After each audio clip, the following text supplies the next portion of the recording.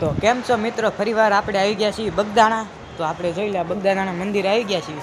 તમને બતાડી દો, જોઈ લો.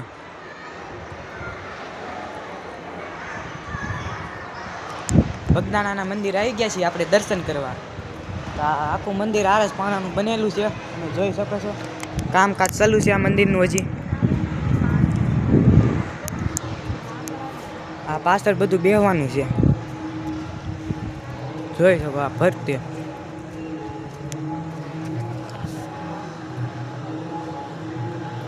આ બધી જગ્યા બેહવાની છે, લોકો આરામ કરવા માટે આવે છે.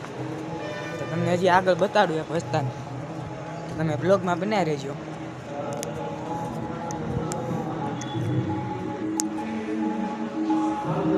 આ મંદિરનું કામકાજ ચાલે છે, જોઈ. આ મંદિરનું કામકાજ ચાલુ છે, જોઈ લો.